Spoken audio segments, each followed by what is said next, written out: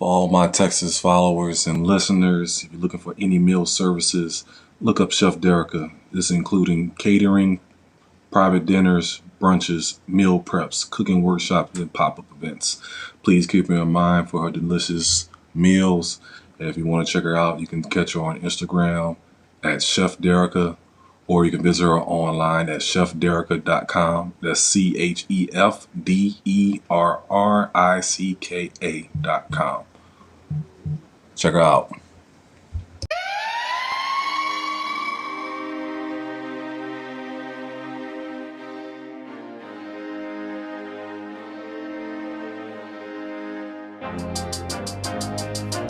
Welcome to the Trophyz and Medals podcast, where we discuss sports, fashion, music, and entertainment. Where trophies are temporary and medals are forever. What side are you on?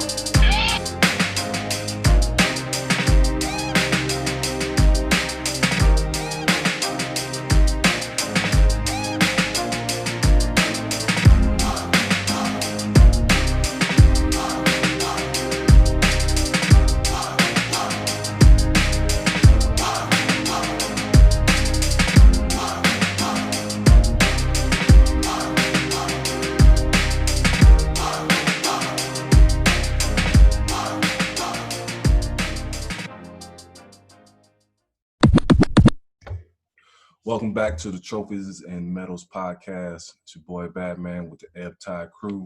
We have Tony Love with us this week, and we have the Ebbtide King. What's good, fellas? I'm doing good. All good, man. All right, we back with more sports and entertainment this week. We're going to do a little recap on the Super Bowl. We're going to speak on the NBA trade deadline and playoff run, as well as the big Major League Baseball cheating scandals, and more. First thing first, we want to get into this Super Bowl, which I think was a great one. Tony Love, how you felt about the comeback by the Chiefs and Mahomes? It just goes to show, man, you got to play all 60 minutes. Yeah. And as I said in the group chat, will Kyle Shanahan give up another Super Bowl double-digit lead? And Man. oh boy, he did. I didn't think I thought he would learn his lesson. And I also thought that maybe they had a big enough lead and had a little bit of time that even it will be foolproof. But obviously with Mahomes, that's way too much time. You can't give him them opportunities. And once he felt it, once he saw the chink in the armor, it was a wrap. That confidence came back. Yeah, exactly. Hey, that's so true. All I enjoy was just watching Richard Sherman get toast all day. He was out there looking like Ohio State DBs and shit like that. And he was like a deer caught in headlights. Ohio State DBs, Clemson DBs. He just froze, like he couldn't do nothing. Patrick Mahomes said, I don't care. I'm throwing at you. And there was nothing he can do but just take it.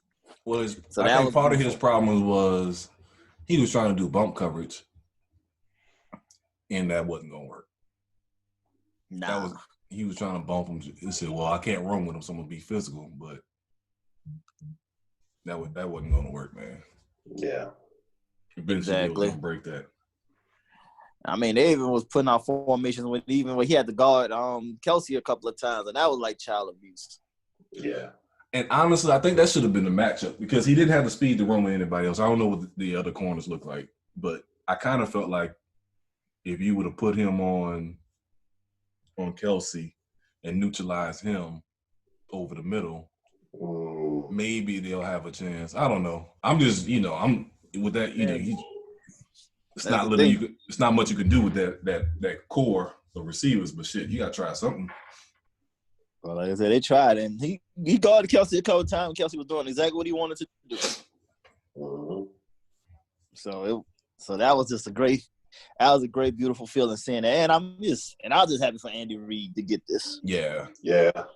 And I've always had I've always liked Andy. I was never a big Eagles fan, but I know she performed because, bitch ass McNabb.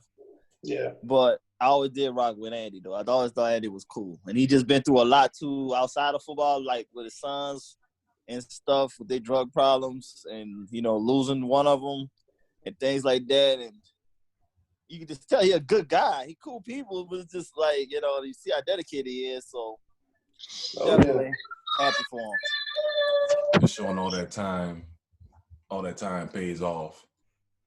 Right. That you invest into football. So because they said he's at the facility at 3 a.m. and leaving at 10 at night. Shit, some of them coaches don't leave. They they got little beds and shit set up in their office. They live in there. I forgot who said this, but I remember watching the interview and it was like they literally sleep at the facility. Mm-hmm. You know what I'm saying? They might go home and eat lunch with the wife or whatever, but they literally eat, sleep, breathe football. You know what I'm saying? Yeah, right. So Exactly. like you said, with everything that he went through and whether it's off the field or on the field and just almost getting that chip, I think that's a good feeling. Right, exactly. Well, that's even like with Ron Rivera. That's why he left that's why Carolina let him go, because actually he brought the family to the facilities too much to their liking. But he said he wanted to be around, make sure he was around family because he's always there. So yeah. So so he's trying to still be part of family, but not want to be in the mix of his family and be with the team at the same time. Mm-hmm. So it's like you say, these coaches sacrifice a lot, and their families pay the price a lot for that too. Yeah.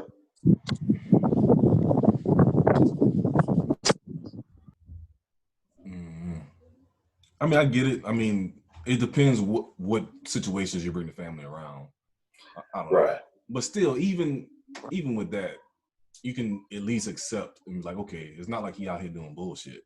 You know what I'm saying? He's trying to just bring his family around so he can be around his family. It's not like he fucking chugging beers in the middle of watching film and shit like that. So yeah.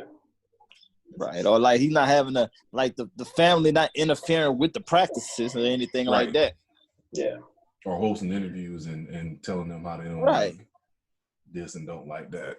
Yeah, they're not putting their 2 cents in anything. He just want to be able to step away for a few minutes, talk to them, see how they doing, while they just right there, and then keep it moving.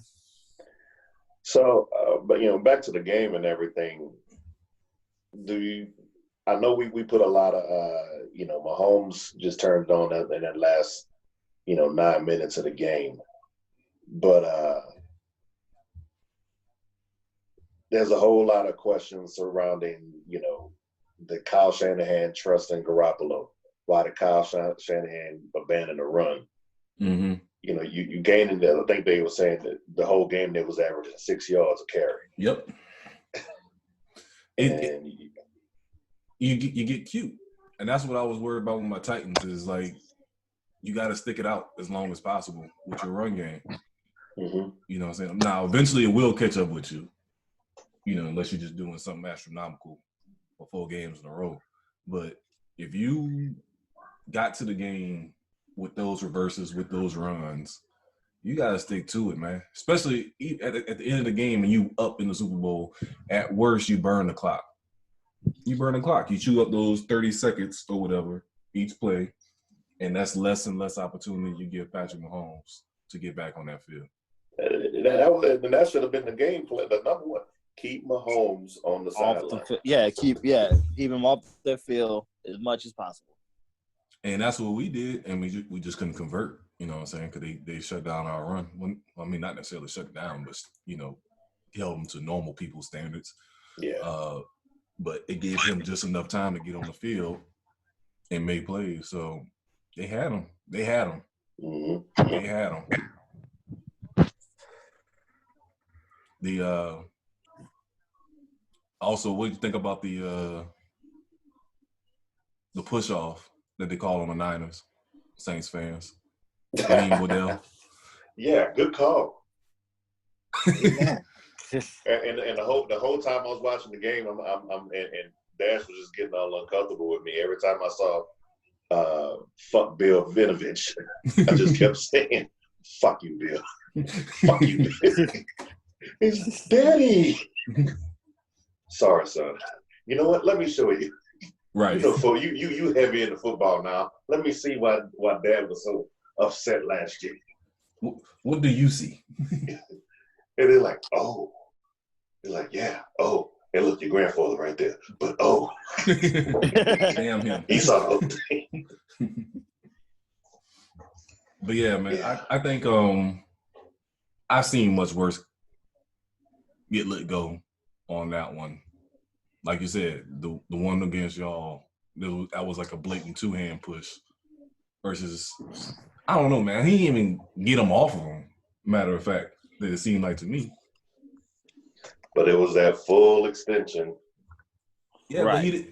But I don't know, man. I haven't seen people straight. I haven't seen jerseys get snatched and shit like that. I don't know. But it's like the Super Bowl, so it's going to be highlighted. It's going to be more highlighted because of the Super Bowl. And then if he just did the old Michael Irvin, you know, shrug swim, on, yeah, look, he'd been fine with that. I think that would have even took the game to another level too, though. I think that killed their momentum. Even if they got 3 at that point, you know what I'm saying, that's still been a matter of you feeling good, getting 3, getting the ball back at the half or whatever. But good for the asses. Fuck the 49ers and Richard Sherman, old bitch ass. Bitter ass Saints fans. Hey. Why it always gotta be about y'all, man? Because the NFC South is about us. What that NFC South got to do with the Niners? Because all them years through the 80s and mid-90s of the nightmares. Yep, I remember them shit. It's all gonna be personal. It's personal for life. When NFL Network had that top 10 linebacking course, Dome Patrol was number 1, and who they spoke with, all 49ers offensive players. They had Randy Cross on there. He's like, yeah, Vaughn Johnson, man. Roger Craig came back to the huddle, and he was like, I don't know who 53 is, but y'all need to keep hitting the hell away from me. He hit hard. I remember one of my boys said, there's always that one guy in high school. They'd be like, they hitting out there, coach. Tearing their ass up. Mm-hmm. Vaughn was a big-ass dude. Oh, yeah.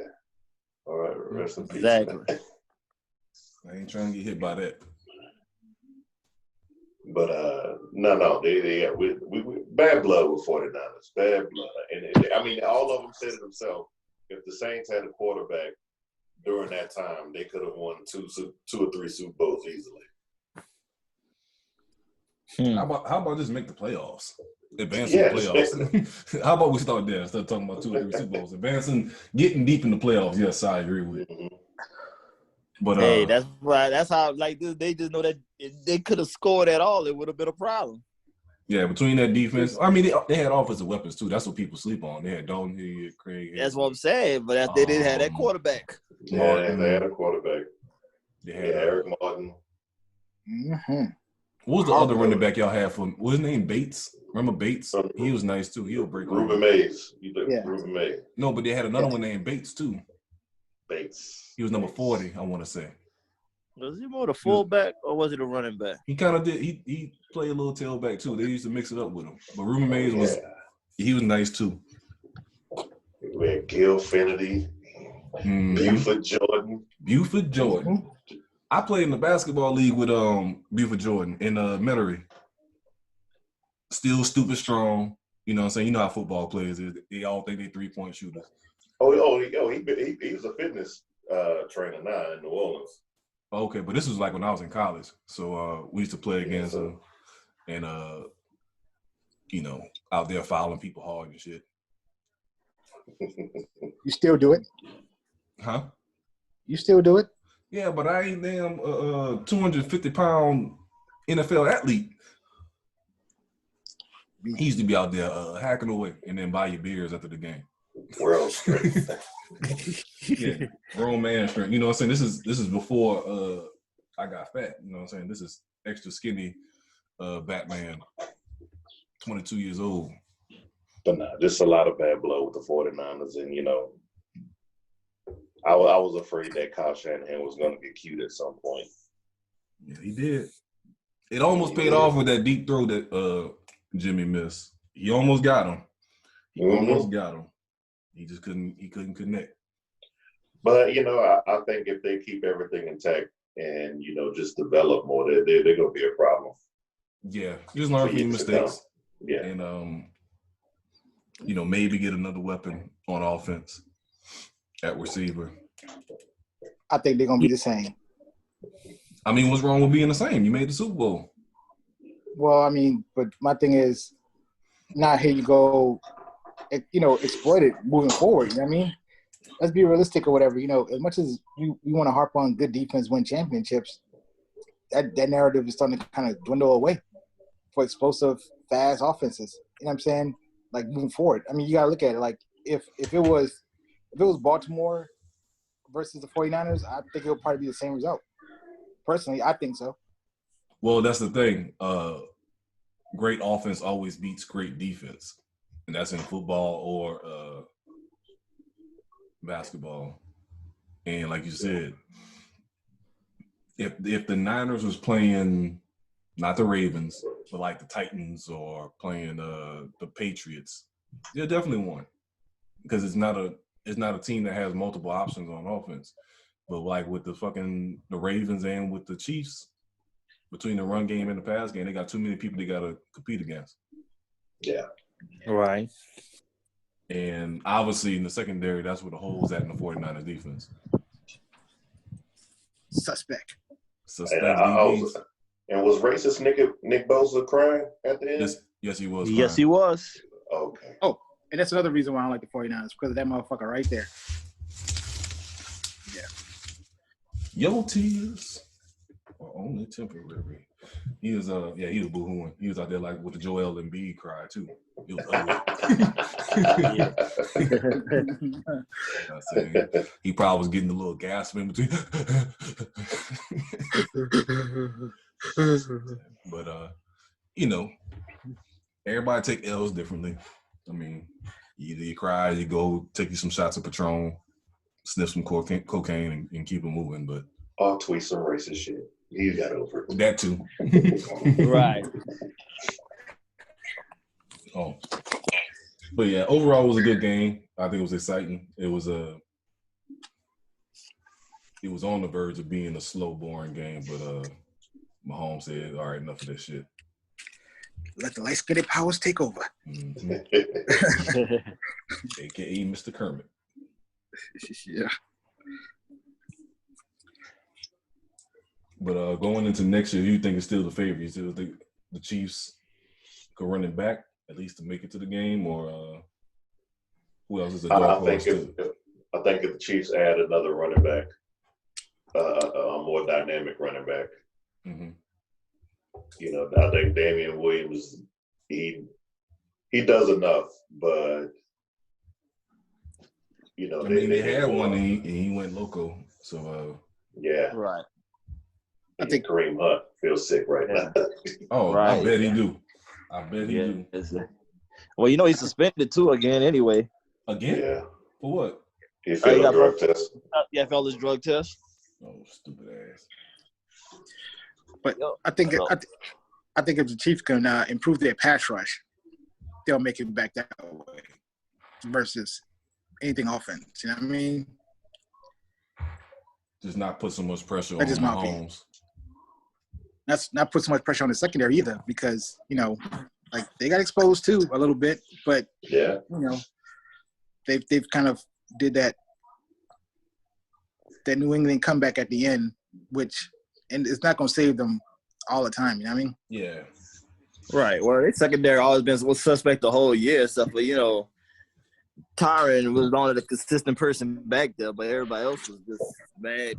All wasn't doing nothing. But the pass rush, the linebackers, we got a little better for them to cause enough pressures to kind of help out the secondary though. That happened a lot. Helped them a lot. And you forget Terrell Suggs is on that team. Yeah, but I mean he's not what he used to be. No. Yeah, but he was coaching, on the field, I think, more than anything else. I think he was getting everybody in the right spots where they need to be. And, and I think that's what made the defense a little bit better, just having his veteran presence. True. Coach the younger players up. I've been here before. Calm them down. Exactly. That's what I saw it as, him doing it that way, because they did get a lot better once he came aboard. Mm-hmm. But it is official. Chiefs Super Bowl champs.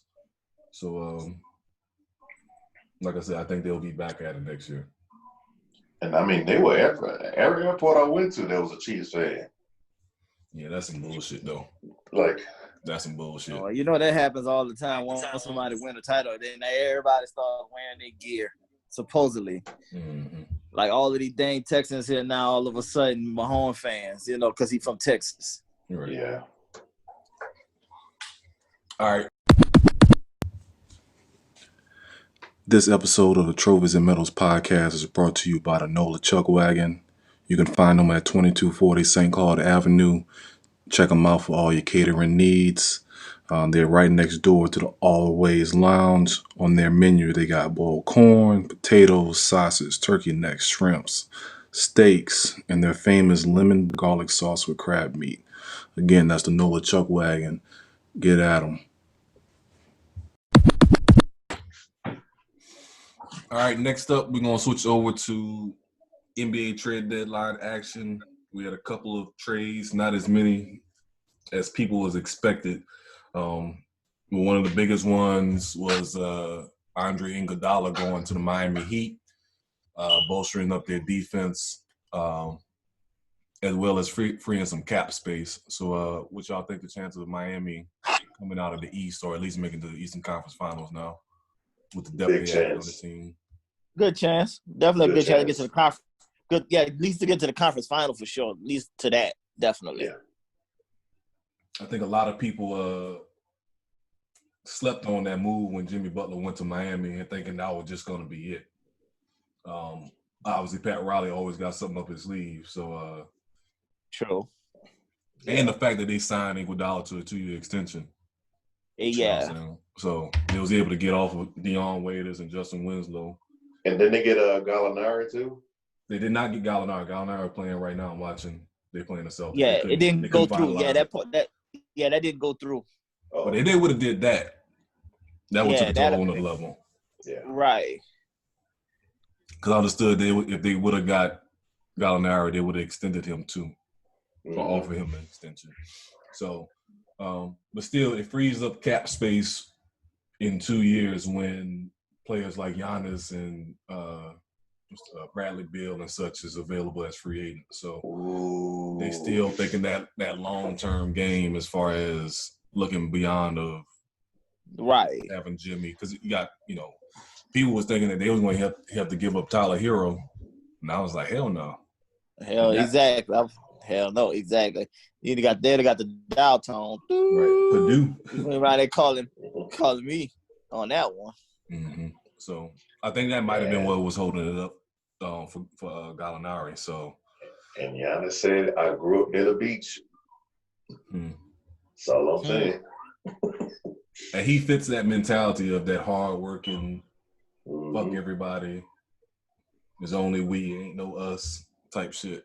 You know what I'm saying? Yeah. So I would love to see him. I can actually see him more in Miami than I can in LA. Honestly, he would never go to LA. Why would I heard somebody else say that. Not even just knowing him personally, basketball wise, to play with LeBron and Anthony Davis, that's just a redundancy of talents.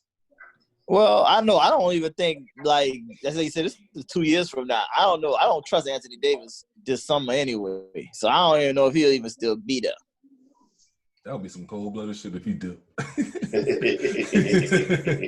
Hey, they traded everything on the planet for you, and you're like, you know what? I'm good. I'm out. I don't know. I don't know. I just can't. I don't put nothing past him. That's all I'm gonna say on that. I don't know. From Chicago. You said he a Packers fan from Chicago, so yeah, exactly. You know what I'm saying? I mean, it's bad enough. Okay, I respect you could be in another city, but then you might like another team, but you can't like another team in the same division though, as your hometown team though. You're right. That's tough. Yeah, that's shady. Can't be trusted. And their biggest rival. Exact. Right. So, I got a cousin that's a Panthers fan. I said, I'm gonna let that slide. Yeah, as a Panthers fan, that's nothing. You know, like you said, I wouldn't knock him for being a Panthers fan. Now he was like you said, he was a Falcon fan. Now, yeah. Like you said, now he's the zone. Yeah, football season. I don't know you know. Yeah, so so like I said, I couldn't put nothing past him on that though. So, but overall though, that was definitely a good look for Miami. Yeah. The other big one was D'Angelo Russell for Andrew Wiggins. Pretty much for that, I think. Man, Andrew Wiggins is in cloud nine. That is the happiest. That's the happiest nigga on earth right now. So basically, he's Harrison Barnes 2.0. Better version though. Yeah, better. Way better. A more athletic version of Harrison Barnes with more upside. So yeah, I think. Will he play defense? I think Draymond get him right. I think he'll help him out. Yeah, I don't like that his bitch assness, but his bitch assness will kind of help out Wiggins in the bigger picture though. Because they made Kevin Durant into a better defender or put more effort into defense. Yeah. Right. So and he's like I said, I think he's more gifted to be a defender. Yeah, because of his athletic ability. So yeah. Mm-hmm. Yeah. So I'm interested to see how that goes. Once they have everybody back. I think this year will be a good year just to build up confidence offensively, just to get them shot opportunities. But next year, I think I can just see him killing the offensive glass in transition, right, posting up. So that's what I think he needs to do. He has a good post game, and I think people are forcing him into being a 3-point shooter. But with this team, I think it works in his benefit to play that post and get those easy buckets on the inside. Yeah. Right, and D'Angelo and Carl Towns is like a match made in heaven of just two pure bitch asses. Yeah. So they're meant to be together. They were destined. They meant to be together. So that worked perfectly for them. They best buds. You know what I'm saying? So maybe that maybe they improves they game. So they've been talking about this since the beginning of the year anyway, of him, like D'Angelo was going to go to Minnesota anyway. I remember that. But they just didn't have the money to do it. Right, but the third step is going to be get Devin Booker. Because that's another part of their little clique. So I know. Devin Booker to the Wolves? He wants to go there. They all like best friends, yeah. Booker. Oh, my God. Well, that ain't going to happen. I don't know how that's going to happen. If I'm the Suns, there's nothing left on their roster that I want. Right, unless they win the lottery or something. Yeah, if you get top 3 or top 5 pick, then maybe. But yeah, there's nothing on their roster. I don't want top 5. I want top 3. Top 3 or nothing. It gotta be top 3. There's nothing on their roster I want. So right. I like I said, I know that was because I know they talked about New York and Brooklyn because they was trying to all figure out a way to sign together, but now they all re-upped. So what picks did the Warriors get? Because I kept hearing that. With all the moves that they were making, that gaining picks. Yeah, they did gain. They gained next year's, not this upcoming year, but next year's Timberwolves pick, and it's like top 5 protected or something like that. Okay. And they was trying to get this year's, but the Wolves wouldn't come up off of it, which is smart because they know they're not going to make the playoffs. So exactly. They wish they still could have protected, but this to be on the safe side, don't even give it to them. Mm-hmm. And they know next year draft pick will be way lower anyway once everybody's back. So, and then next year's draft, I think it's next year. They might this be able to draft high school. Next year is actually a better draft. Next year, I think they might be doing high school players next year. So and they're gonna be high school should be coming, but it says it's gonna be a much better draft class next year than this year. This year is a weak one anyway. They say. Yeah. Because college basketball really hadn't been. I don't know I don't know nothing about college basketball this season. Oh, I'll be honest. the number one spot has been a revolving door. Yeah, know that's that been like that the part. past couple of years, though. Yeah, it seemed extra revolving. It's like I'm hearing what Baylor was number one this year. Yeah, At one point. That ain't make no sense to me. I said I ain't watching no college basketball. I'm like, it's the wrong sport here. Is it baseball season already? and then I mean, there's a lot of good teams that I watched last night that ain't even ranked. Yeah. You know, like I saw North Carolina's not ranked. Well, no, they 10-12. They 10-13 now. Yeah, I know they was playing like trash because your boy went off. Cole Anthony was hurt, so their season went down. They might make it to the tournament if they have a good conference. Yeah, ACC tournament. Yeah, tournament. Yeah, they'll make it. It's North Carolina. You can't keep them out. Yeah, they'll make it away. But you know, yeah, this draft is going to be a pretty weak one. You know. Yes. But the free agency will be much better in the NBA than than the doggone this. So yeah. And so, but what was the whole point of trading Drummond to the Cavaliers? I have no idea. That makes no Man, sense. Drummond should retire. I would retire. I quit. I ain't He only 25. Man, I quit. You gonna send me? It's bad if I'm already playing in Detroit, but you gonna send me to fucking Cleveland? Man, I quit, man. I'm out, man. Come to Cleveland.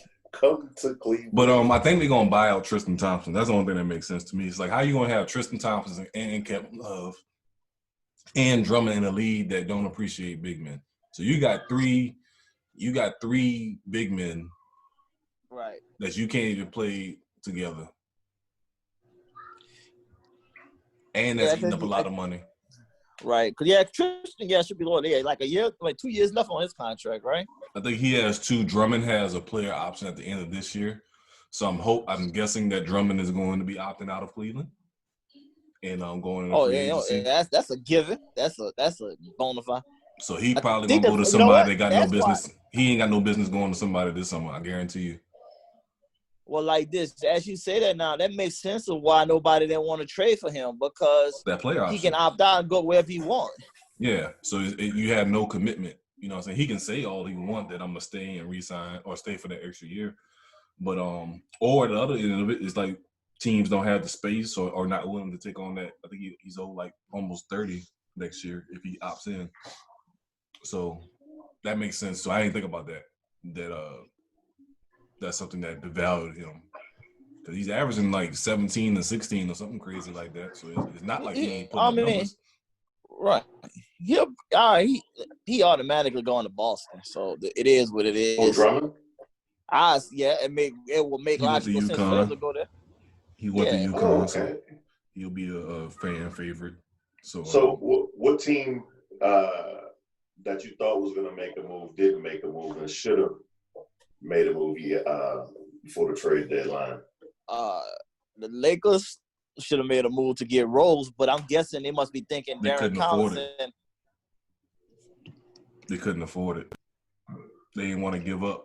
They would have to give up like Danny Green or somebody like that, and then they were just like, I'm just guessing. It just was like, yeah, you know what? They did try to throw Danny Green in the mix. Yeah, Detroit was trying to ask for Danny Green and Kuzma, and they were like, whoa, nah.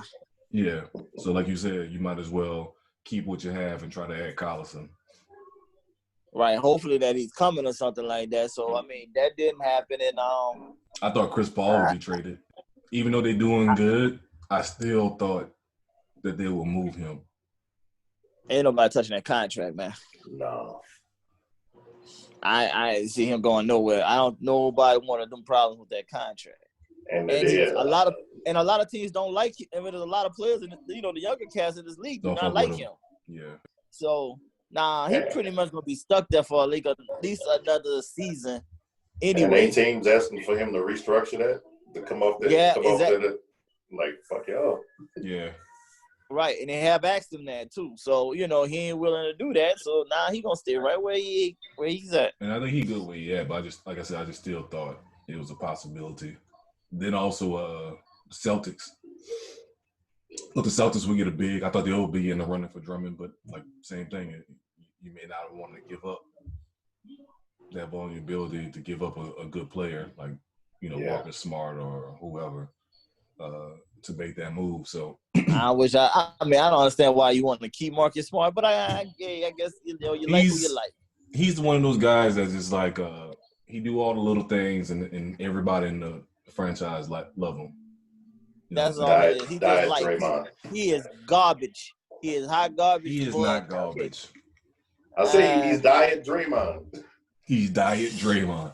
Yeah, because like I will say this though, he does think he's better offensively than he really is. He has his moments. Yeah, that's why I said he's garbage. That's why but the stuff he does on defense is worth. You take it for what he does on defense. He guards bigs on switch. He gets like that. All the other stuff. I'd have did that for the least.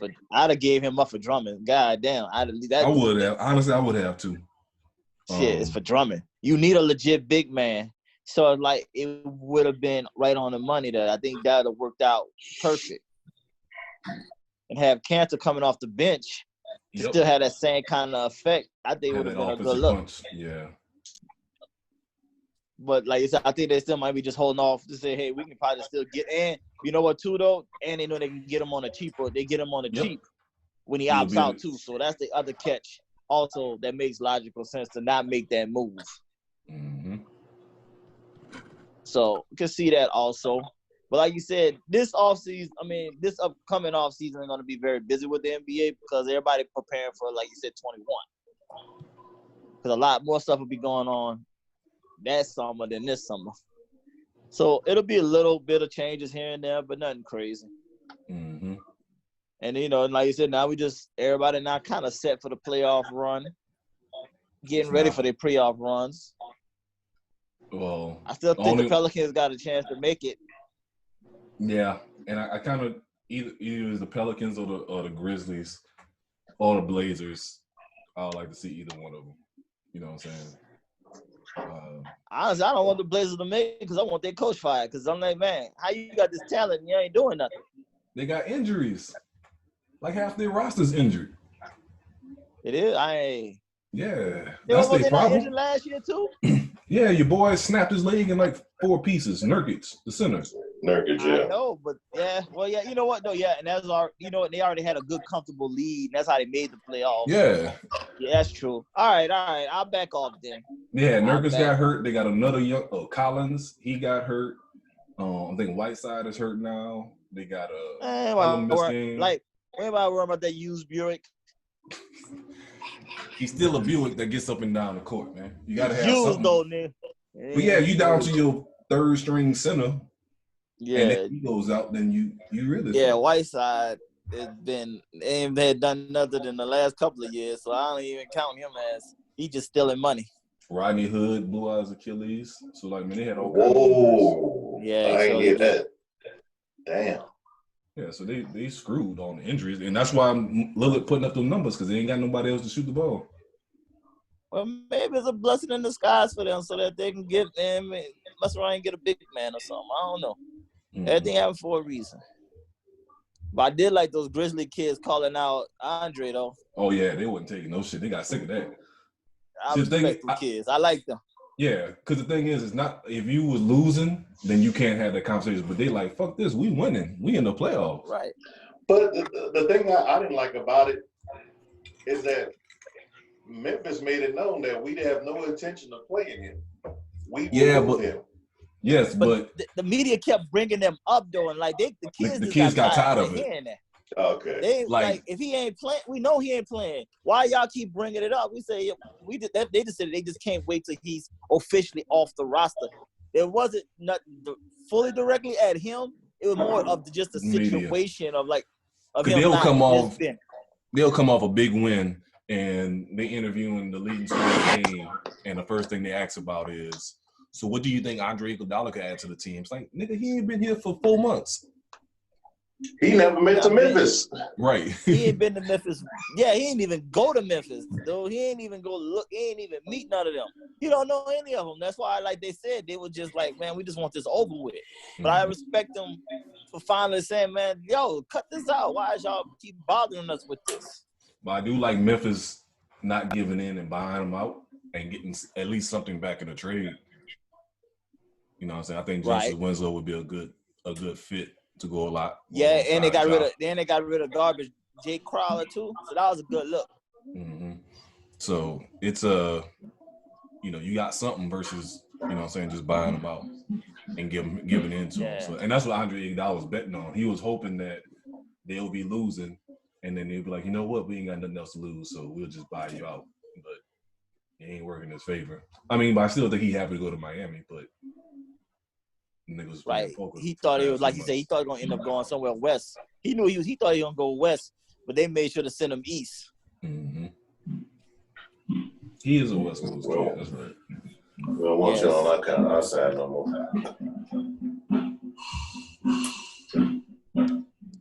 Wait, what'd you say now, Anthony? I said no. Yeah, they said we don't want you in the West no more. Exactly. Yeah. So I respect that too. You know, like you said, they didn't want to buy him out because they knew he was gonna go west anyway. So. But honestly, this may be the best move for him. I think going to the Lakers or the Clippers. I mean, depending on what his intentions are. If he want to actually play, then Miami is the best spot for him. He'll get the most minutes in Miami. But if he just wanted to chase a ring and just play occasionally and maybe show up in the playoffs and play, then yeah, maybe the Clippers are. Do you think they have him coming off the bench? Who, Miami? Yeah. Yes. I think they'll go young with the starting lineup, keep it how it is, and then have him lead the second. Bringing the veteran yeah. scoring. Him and veteran Dragic, scoring in there. Him and Dragic coming off the bench. Right. So check out. I want to see if he's how ready he is though, because he's been doing interviews and shit, traveling, wrote a book. Yeah. Right. Being an analyst on, ESPN and stuff. So we'll see how that goes. I'm also surprised the Pelicans didn't make a move either, losing Redick or Holiday. I think teams was asking, but they probably wouldn't give them the right price. Right. I think that too. Yeah, definitely wasn't the right prices. But then I think it was still smart not to do it and wait until the offseason and see how them ping pong balls bounce. True. They do got like 25 picks for the fucking next 5 years or some shit like that. So and like you said, they still got a chance to play off this year, and it's not a situation where you're not desperate and put it like that. Right, yeah, but it kind of messed up my vibe, man. I ain't gonna lie, I kind of didn't want us to make the playoffs because I wanted to get LaMelo. Shit, it's still possible. I know it's still possible, but So you could still, like you said, you could still package a deal on draft day. Like, look, we'll give you 2 firsts and Holiday or whatever for that pick. LaMelo and Lonzo on the same team. Mm-hmm. I ain't gonna lie. At first I was gonna be against that, but you know what? I like how Lonzo and Zion and Ingram is gelling. I need Lonzo to stay. I need him. I actually want him to stay. I don't want him going nowhere now. I don't even recognize Lonzo. There's something like, who is this? Yeah, the jumper look different. He's attacking. He's confident. The jumper, the dribble. Yeah.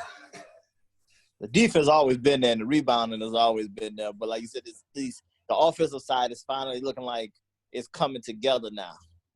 Lonzo playing like he's from Samoa.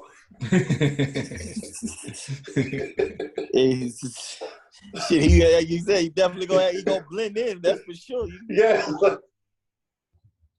That ain't Lonzo from Chino Hills. Mm-hmm. Him not being out of LA is probably that was the greatest thing that ever happened. Get that separation, that pressure. Somebody gave him a large Soldier Slim with 2 extra shots. Got his mind right. Yeah, so it's like you said, he's like he open minded, he listening, and he actually out there handling his business. So yeah, I don't want him gone now. I don't want to trade him. I actually do want to keep him. And I just like how, too, when Zion had that one game and Gentry kept trying to call timeout, nigga ball went ignored all the hell out of that dog on timeout. I said, nah, I'm about to let your boy get his heat check on. I respect that. I like this helping him out just to keep building his confidence. Mm-hmm. Yeah, I think that backcourt of Holiday and Ball defensively is a fucking headache. Yeah, and they both because they're big guards and shit like that, mm-hmm. and they physical. So something's cooking in New Orleans. And Zion still hasn't. I think he's just scoring 20 off of just sheer ability. Yeah. Yeah. He don't know what he doing. He don't know what he's doing out there. Still getting 20. That's what they say that Duke. Like Duke ran no plays for him. And I'm fine goes with on the floor of the game. And that's how he has to play, is just to be loose and freelance. Because Ingram going to get those buckets as far as, calling the play and getting those. But Zion going to be those transition plays, offensive rebounds, post-ups on mismatches and shit like that. And like you said, he getting 20 points off of that. So if he ever developed like go-to moves and shit, that's the 30 burger right there. Yeah, they looking like a problem. The Pelicans is turning, and I love that Jackson Hayes kid. I love that kid. Who he dunked on the other day, and he had all his honey roasted in the dude's face. He posted it on Instagram. I was like, yeah, that nigga gonna hard foul the fuck out you next time. You gonna post this on IG?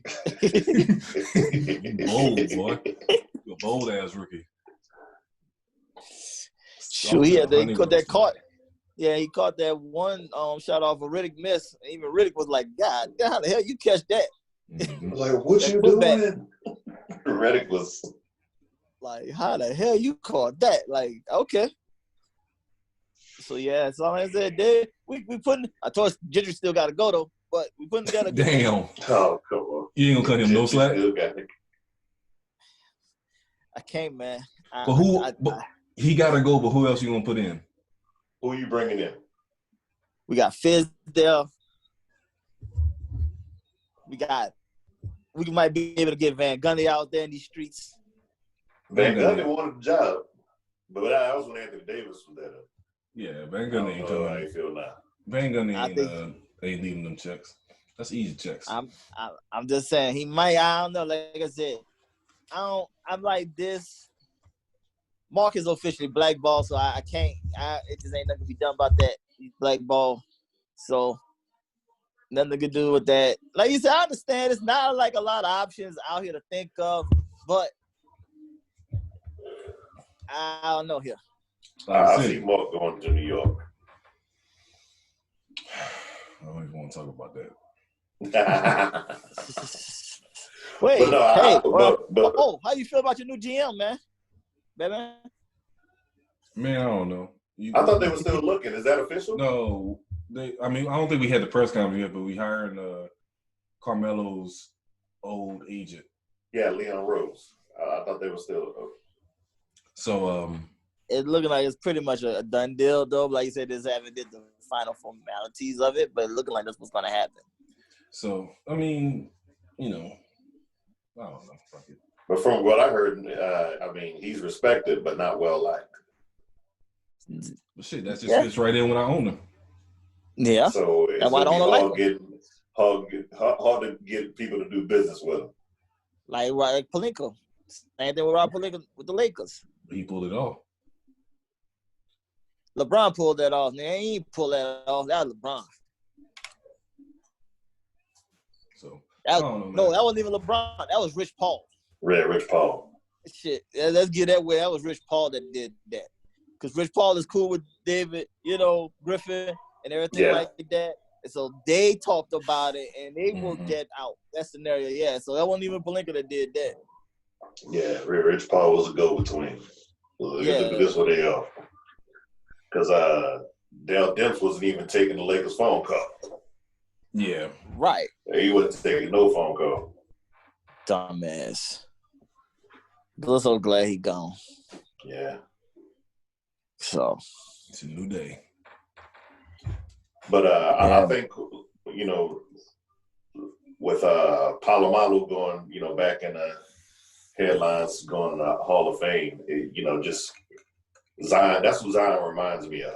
Just that, you know, everybody doing their own thing, they run the play, and then here come this dude. You know what? That's a good call, dude. That's all Paul Wall just did was just run up and down the field, man. He was no set to nothing. Not sticking to his own, not guarding one person, just out there causing havoc, jumping over. Yeah, he just knew how to gravitate to the ball. He was just roaming up there. Yeah, that's a good call. And that's what Zion is, right? You know, like I'm not even this play for me. Oh, you miss? I got that. But and just thrown. Yeah, dude.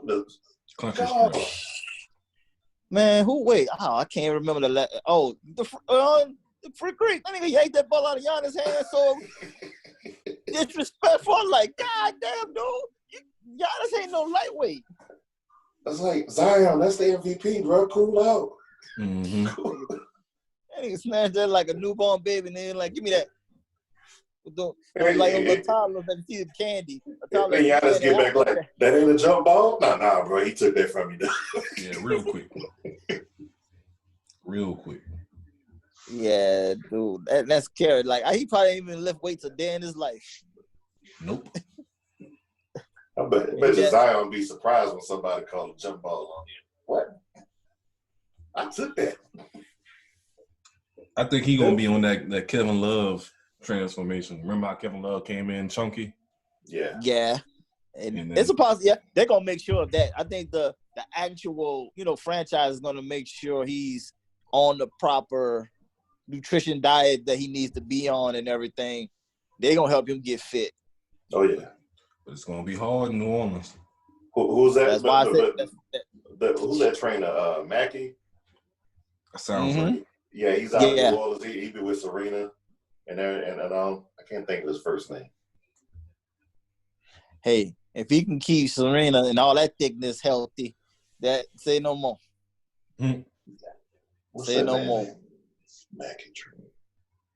But then it's still just crazy how he even can bring up the ball so easily. Also, yeah, his passing and ball handling is way better than people thought. Right, his court vision is his court vision. It's this he actually has a legitimate basketball IQ.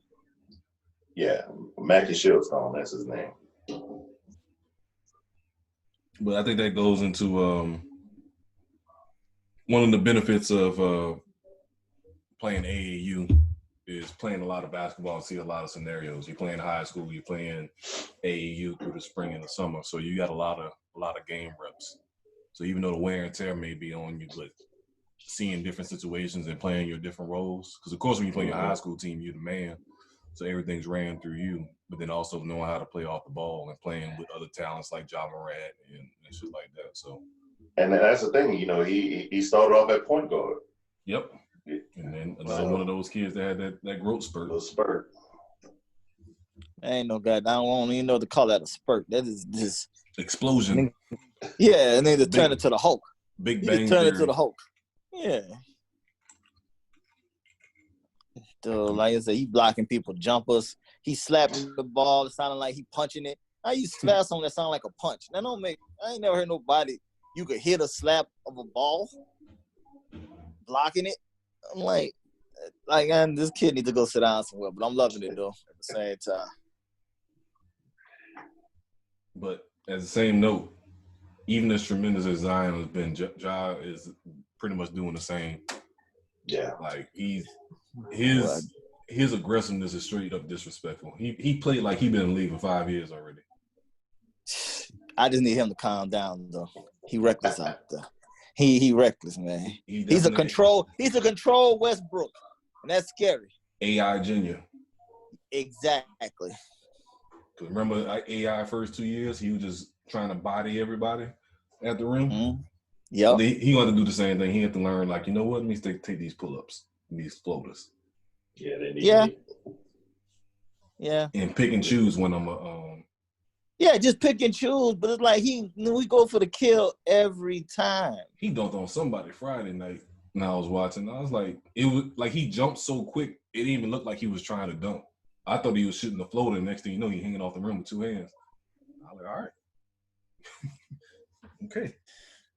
Yeah, so I mean, very like I said, yeah. So I mean, we already know it's safe to say he got Rookie of the Year already locked. Yeah. Unless Zion does something ridiculous and average like 30 for the rest of the season. Yeah, hey, and that accidentally looked like it could happen, like you said. Dude already, like you said, then averaging 20 this quickly with, like you said, with no ease. plays. With no plays. Like you said, he don't even force the shots. He don't force shots. Right. Yeah. And even Gentry was talking about we need to get him the ball more. Get him more. Like, yeah. So right. it'll come in due time. Yeah, because I mean, he's still trying to, like you said, he ain't even played a month yet. So once he really get his basketball legs in, he'll be all right. All right, next up we jump into baseball. These past few months has been crazy. You know, I don't even know how to explain it. This is just some hood craziness with this cheating scandal. The fact that this is supposed to be America's pastime and it's big on history and this and that and the other. But that's the history of baseball. Cheaters. The bullshit has been brought to the. They took it to a whole nother level though. So Tony Love, I need all the breakdown as far as how it was done, how it's pulled off, and the impact it's had across a few teams. Let me start off by saying, fuck the Astros. Fuck the Astros. Fuck the Astros. Right. Yeah, they, for years, teams have been complaining to MLB, hey, Astros are doing something different down there. Yeah, they doing good, but something ain't right about it. Something ain't right about it. You had pitchers complaining for years that, damn, these dudes are sitting on my nastiest shit. Mm-hmm. Like, I had to show Dash the other day, he was talking about, it's just baseball, you just hit the ball. I'm like, okay, let me show you what 99 looks like. Mm-hmm. Let me show you what 65 with movement looks like. Mm-hmm. Let me show you. Do you hear the pitch? Do you hear the smoke? Do you see the catcher reaction to that? Mm-hmm. And you got Astros players that's, looking at it like, nah, I'm not doing that. I'm not doing that. Oh, I'll take that though. and then sending it to Zimbabwe. But the thing that they had the monitor in center field looking at the catcher signals to the pitcher, right? And banging the trash can alert. What's going on. So let me hold you there. Mm-hmm. So they had a camera in center field. Mm-hmm. Why? So this is the camera in the dugout. Not the dugout, in the bullpen, right? No. This is a camera. Like the MLB has a camera in center field looking at the whole pitching and sequence. The Astros, they put up their own one. They also have access to it, but MLB put a delay on theirs, so you're not looking at it in real time. Astros put their own camera out there, real time, so they can sit up there and decipher your pitching sequences from the catcher, and that's how they were doing it. Gotcha. Once they after the third or fourth inning, when they caught on to it, that's when they hit the garbage can. Yeah, saw hitting the garbage can. And so my biggest beef with this, they cheated and everything, but it's those people that sit up there and say, hey, Mike Fire is the one who dropped the bomb on this. He shouldn't have ratted on there and everything. But he was sitting up there telling he was on the team in 2017, but he was seeing pitchers losing their jobs.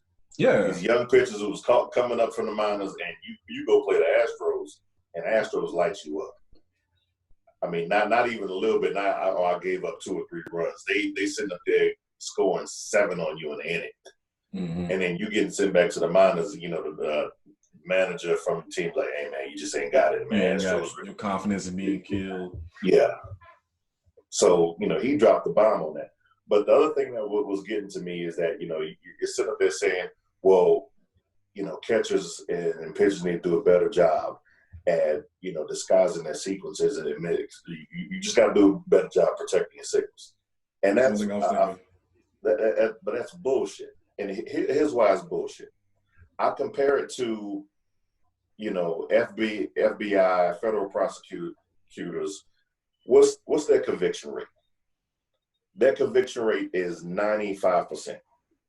Mm-hmm. They gonna get you regardless. They know the inside of your operation. They gonna flip somebody. They gonna bug you. They got surveillance. They got it all.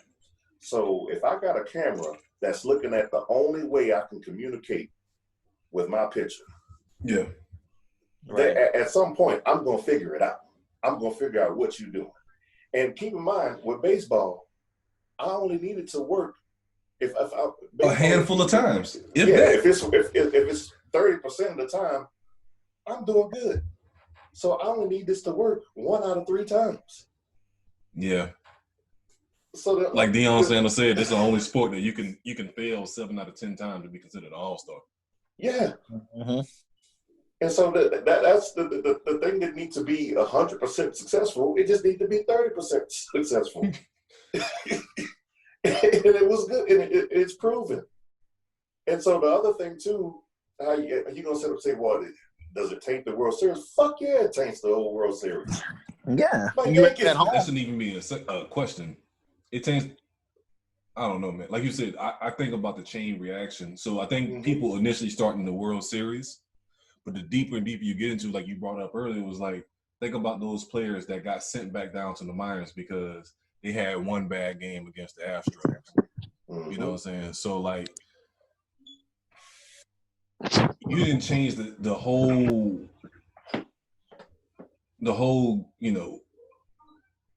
honesty of the game that's supposed to be so traditional. There's never been honesty in the game of baseball. There's never been honesty. I mean, sign stealing is part of it, but what they did was outside the lines. Yeah. You're sorry for the cliche, but I mean, it was. And when I say the honesty of the game, I say there's a certain way that everybody does something. The gamemanship. Yeah, the gamemanship. Gamemanship. There we go. It's more of that, yeah. So, yeah, people, like you said, there's always been sign stealing and this and that and the other. There's always been a way you do certain Find things. the edge. You're going to find it. You're always going to look for the edge in baseball, but that was just downright, just blatantly. Yeah. Cheating. And I think they could have they had a better way. Like the whole hitting of the garbage can thing, I was just too obvious. Like when Ant sent me the video, like, I was like, this stands out. You know what I'm saying? Like, you may not notice it the first couple of times, but you're going to notice the first couple of games, you ain't noticing it. But then all of a sudden, you're seeing more of a pattern. You're like, what the hell? Exactly. Yeah. So every time you play them, you have that damn thing come up. So, yeah, man, that was just shocking to me. Like, to me, I think it's worse than the steroids. Yeah, and that's what everybody's saying. I'd rather have somebody that's juiced up facing somebody that's juiced up than somebody that's knowing what I'm throwing. Because you can outsmart them. Mm-hmm. And that's what everybody was talking about with, with this past ALCS when Chapman threw that slider to Altuve, and he knocked it out. And Chapman, he just had that look like, there's no way how the hell you knew that was coming. Right. Like, y'all did it. Y'all motherfuckers did it again. Especially when that was his pitch. Like, nobody touches that pitch. No. So, like even with that, just with his pitch, but a slider is difficult to hit. Period. Yeah. You know what I'm saying? So I don't know, man. Like you would say, if you forfeit the title, I mean, I don't think you can do that. No, just for the asterisk. Just for the asterisk by it. That's all. That's all you can do. Mm-hmm. And we would have killed the Dodgers too. Say, hey, same thing with like they should just put Bonds and McGuire in the Hall of Fame. Put the asterisk by them. And Clemens. Like they all deserve. They all was Hall of Famers even before those stuff. That's what I'm about to say. With Bonds, Clemens, McGuire, you know what I'm saying? McGuire is a rookie here with 49 home runs. Yeah. Extra skinny. You know what I'm saying? So it wasn't like, and you know, he might have hit like 220, but he was still getting 40 plus home runs. Now when he got juiced up, he was hitting 300, but still, he was still always getting those homers. Barry Bonds was 3-time MVP, 3-time, right? Seven. No, I'm talking about with the Pirates. Prior, yeah, 3-time, yeah. Yeah, 3-time MVP. Went to a couple World Series prior to, you know, people saying he was juiced up. You know what I'm saying? Roger Clemens, Cy Young winner multiple times prior to being, you know, seeing the difference of saying that he's juiced up. So, he was getting juiced up just to still play. Yeah. Right. That's the thing that people say too, is that it's not a physical advantage of making you stronger. It's to be able to recover quicker. Yes. So if you got tendonitis or you got some type of injury or some type of aches, to be able to play back to back or to play longer minutes or play, you know, more innings and things like that, that's an advantage. You know, think about people with, you know, the no knees club. You know, think about Penny and, you know, Brandon Roy and shit like that. Like if they was able to play through that, they'll probably have 5 more years to their career of actually playing if they can, you know, juice up and have that recovery time. So, but again, like you said, that the whole sign stealing on a whole another level. And another thing, like with the camera, where is MLB with how can I put it? You can't have secret cameras in certain areas, to me. Like it should be some type of inspection done by the league to there was a MLB official to babysit, you know, the everything that was going on, you know, to monitor people looking, because there's in every home stadium there's a replay screen outside the dugout that MLB monitors. But as you can see, you know, with this system, MLB ain't always there. Right. MLB goes only in there just to replay, but there's nobody in there to babysit that monitor. Because what Astros had, they had a monitor right there, supposedly next to the phone, the MLB monitor. Okay.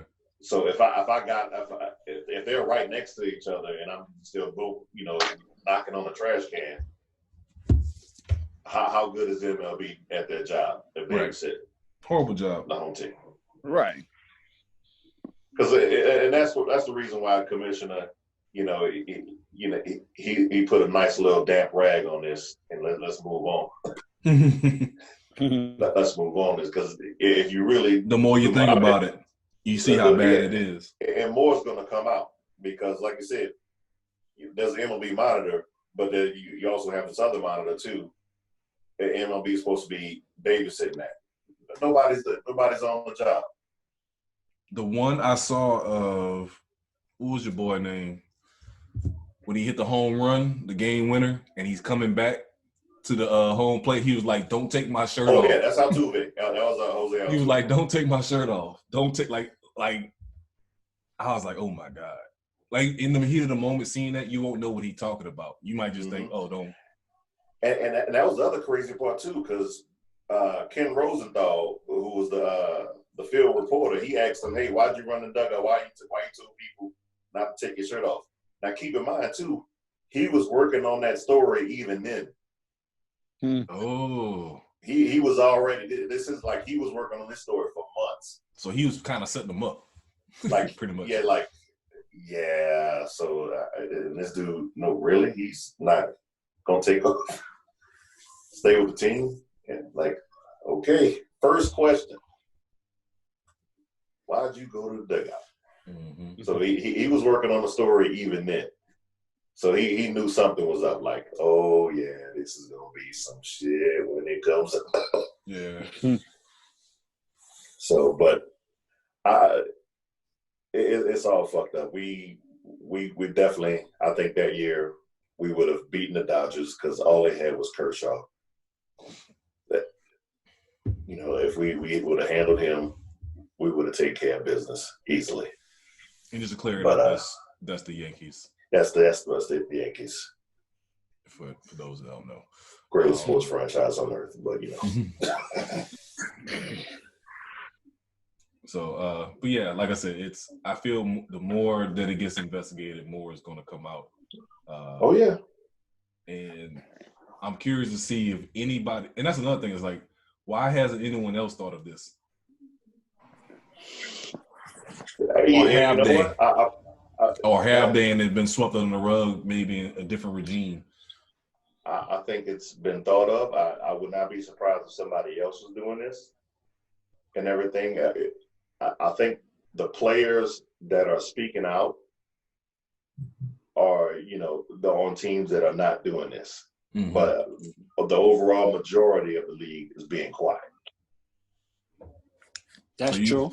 So you do think there's other teams currently doing it, and they probably cleaning up the mess. Yeah.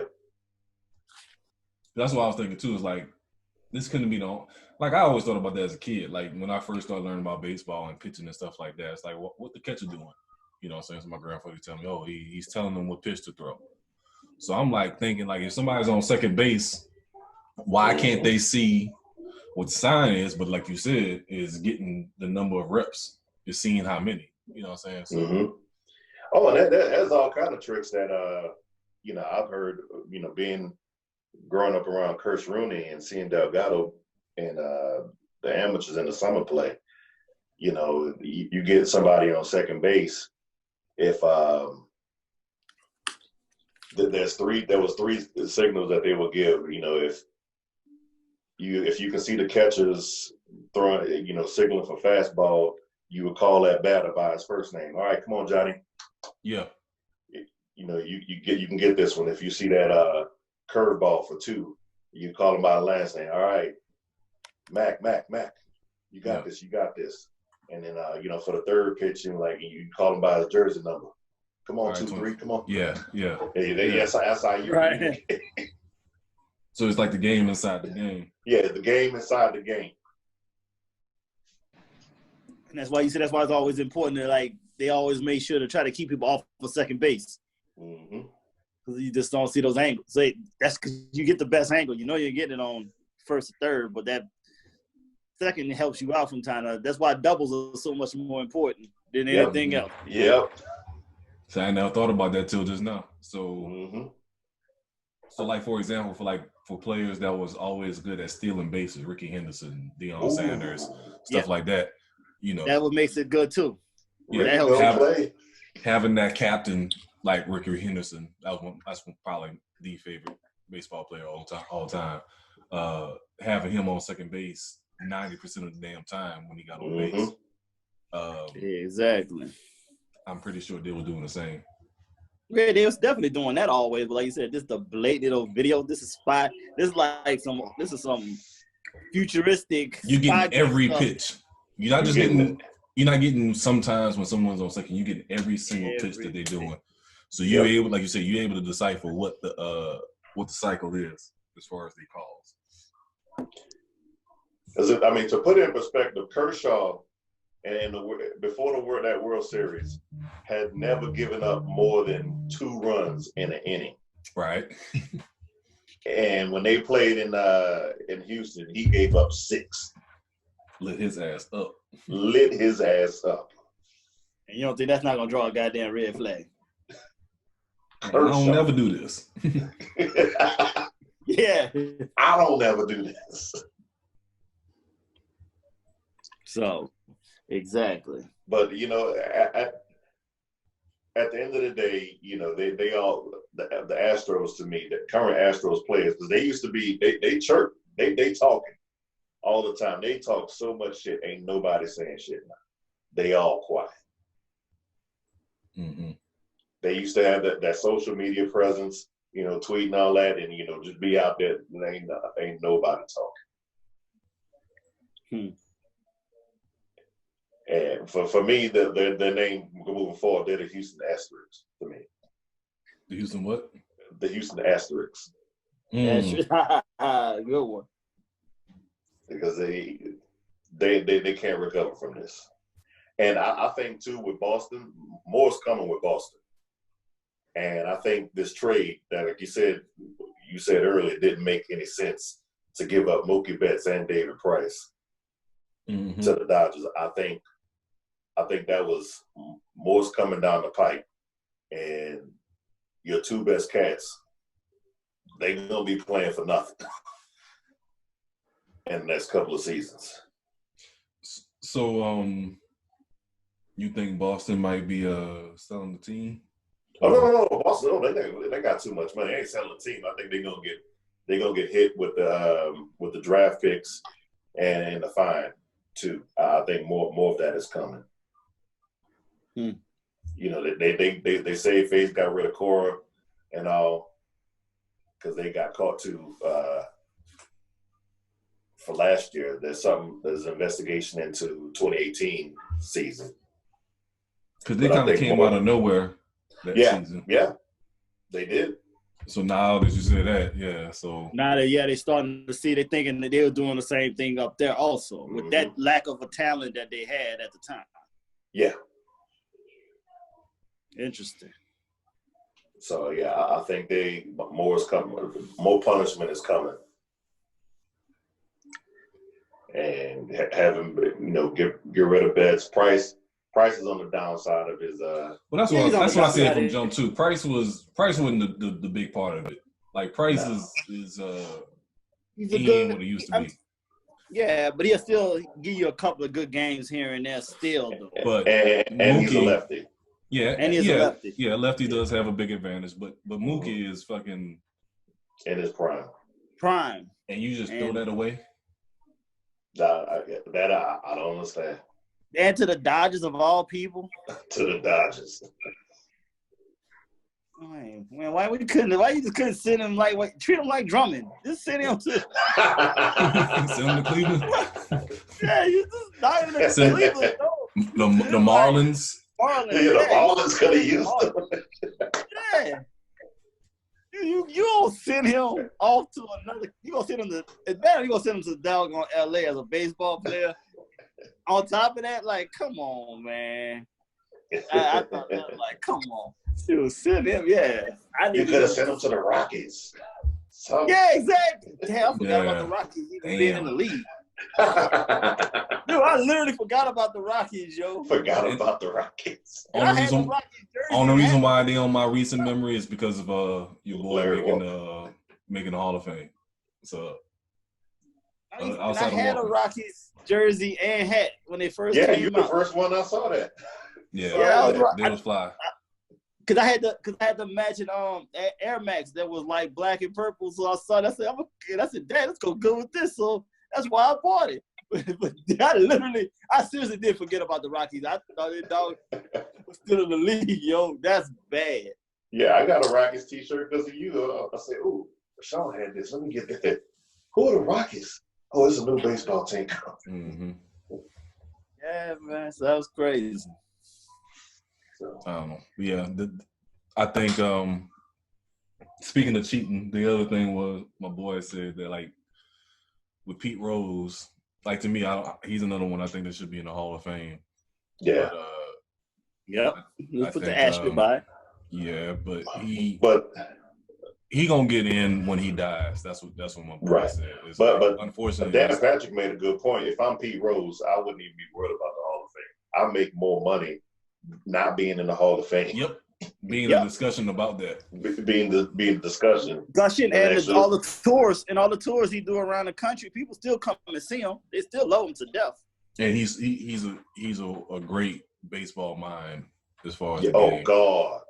So God. he like the baseball Hubie Brown. He can be 80 years old still, or even like He's Ted an Williams. unofficial consultant somewhere. Yeah, because he was He's working off on the some books. he was working on some network for a minute, but like he's like kind of like Ted Williams was when he was still up and about, like as far as talking about hitting. He can, like you said, he just his knowledge of the game is something, regardless of what you can say. You can, like, same thing with Barry Bonds being a hitting coach. Like, you can learn something. Yeah. You're going to learn something. Well, you know what? I don't think that was going to be when he was the hitting coach for the Marlins.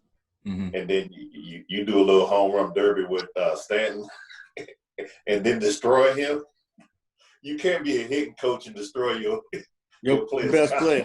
Destroy the confidence. Yeah, but that's Barry Bonds, man. That's why he's egotistical. I'm about to say that's what Jordan did. Jordan used to be joining those Bobcat practices, and him and Steven Jackson got into it. And he ended up trading Steven Jackson shortly thereafter. But I mean, when you're great, what you supposed to not be great? I mean, what you supposed to? Yeah, this is true. That's true. Nigga, fuck your confidence. Like, don't put me on rebound drills. Mm-hmm. I'm gonna make them. I'm about to say, come out here and get this work. Oh, wait. Speaking of Hubie Brown, I need them not to put him on camera though, man. He looking bad. Come on, man. I mean, he 105 years old. 105 years old. That shake ain't right, man. I need them to not put. They make me nervous, man. Like I think he about to pass out, yo. Even though I know he's sharp as a tack, and mine right. Man, Hubie is the man, bro. He'll be like, "Fuck y'all! Y'all gonna see this aging process." Right. I'm gonna definitely I'm gonna drop a thug tip for Hubie once he's gone. But yeah, that's speaking. Yeah, I know. Like I learned so much just listening to him break down games. Like, oh, so that's what you're doing. That's what you're looking for in the pick and roll. Go outside and that shit work. Right. You know what I'm saying? So yeah, he's definitely taught. Yeah, he's like, if you really listen, he has taught. Even though I don't play ball as much. This is the man that calmed down and made white chocolate into a real point guard. Yeah. That was his greatest achievement at all time. It still let him be himself, though. He was still himself, but like I say, slowed him down, though. He got white chocolate to be efficient. White chocolate and Paul Gasol in Memphis. I was like, oh, man. Everybody thought White Chocolate was about to play himself out the league. And he was. He went down there and made the playoffs with hitting game winners and shit. I was like, this out here fucking. He went down and talked to Jesus and got it right. But yeah, Hubie. Yeah, you're right though. No camera cuts for Hubie. I don't need camera. Yeah. He said that shit make him nervous. like Kevin Hart's son. Niggas say he got that shit. You look stupid, son. Look bad as you.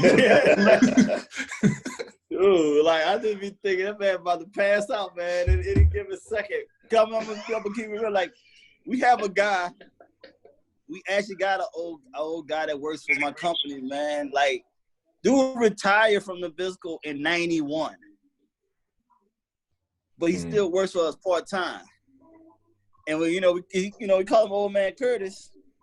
But man, I'd be like, Old Man Curtis is stronger in his 80s. I'm gonna say 85ish or something, dude. Mm-hmm. And they be sending him to this one store. He got to climb on a ladder. I said, man, I just like we gonna get this phone call. Anytime I used to work that store, I used to tell him, "Don't you get on that ladder." I don't care. You just straighten up them shelves and you leave. I don't want you on no ladder. I don't want no phone call coming to me. That ain't about to be on my watch. Oh man. So, that's like one of my old maintenance man and my homeboy, Mr. Mac. Whenever I felt tired, then he come holding. He was 83, holding 6 2x4s on his shoulder, walking in. Yeah, I gotta fix this stuff, and then if you need me, I'll be outside. Hit me on the radio. Mm-hmm. Get your mind right.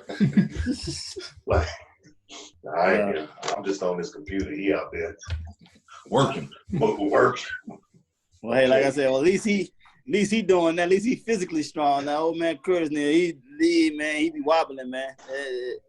Them knees be weary. I be thinking they're gonna give out on him. Team no knees. Yeah, man. Yeah, man. But them shakes, nigga out there. That's just Shit's picture real, yo. nigga out there on the fucking ladder, fucking Tom Thumb. And they on top of the ladder doing the wobble, fucking. Yeah. Dude, this is in the back room, so you just know it's just all kind of stuff that just go fall over, collapse, and snap some with ease. Good ease. Nigga falling in slow motion and shit. Oh, I can see it so clearly too in slow motion too. Me, you know. I've seen so many old people fall in the grocery store, and I just see that shit so slow motion. That should be the funniest shit in the world to me. I said, I'm gonna suffer when I get old, but that should be funny as hell. Oh man. I see them fall all the time in the store. They trying to reach for something, and me said, "Not today."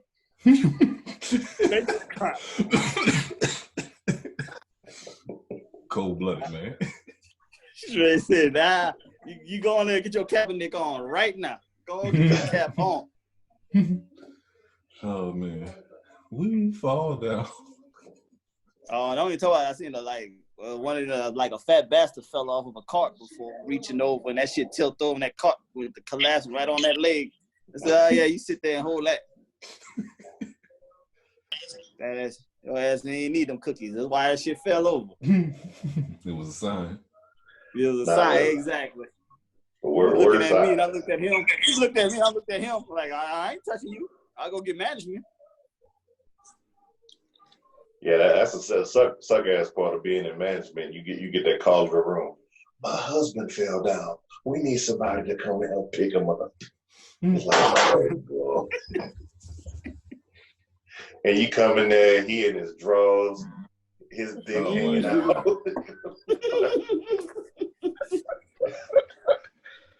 He's like, I'm so sorry, man. You got to come in and pick me up. No, sir, it's part of the job. I'm keeping eyes up, getting behind him. All right. I'm like, damn, why he didn't get a towel thrown on around him first beforehand, man? Why his wife? Yeah, no. Can you make him presentable? Shit. Throw a towel over him so I can help him up, goddammit. Why you flashing me and shit? Let me show you something, little young whisper snapper. Hold on, baby. Hold on, baby. Hold on. Back in my day, boy. You know what I'm saying? Back in my day, man. Pop two of these pills, you know, ready to go. Oh, that'd been even worse, man. If he was on one of them pills, then you had to come help him up, man. Oh, that'd have been horrible. Oh, man. You gonna get this long? All right, all right, all right. You gonna learn today. You gonna learn today. You gonna learn today. Blue Dolphin. Yeah, well, technically, we almost there, you know that, right? No, not yet. No. Oh, speaking of that damn Kevin Hart, you saw how he called Brett Favre an asshole? No, for what? And he was throwing the football to him, man. He threw one of Brett Favre passes. Then he said, "Yo, man, I'm 5'5". You a true asshole." Oh, he hit him with the heat? Yeah, dude. That's all Brett Favre knows. That's all, like you said, I'm not going to be great. I'm not going to throw a Brett Favre pass. Yeah, okay, I get it. Cause didn't your boy used to say about him breaking fingers? Who's the wide receiver at Green Bay? Not Sterling Sharp, and what's the other dude? Antonio Freeman. Freeman. That's what I'm thinking about. He was doing the interview, and he was saying like it was like new receivers come in, and they don't know what to expect.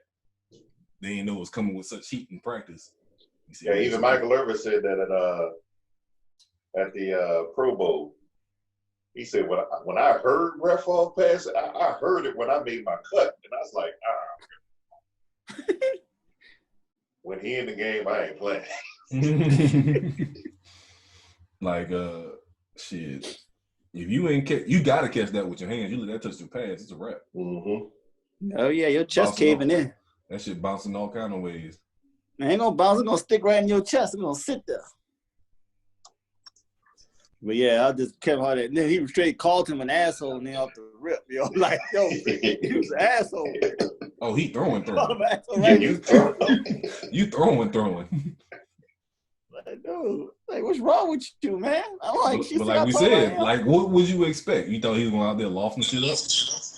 Yeah, that's what he was expecting him to do, man. I ain't professional. I ain't no. I ain't out here for real doing this.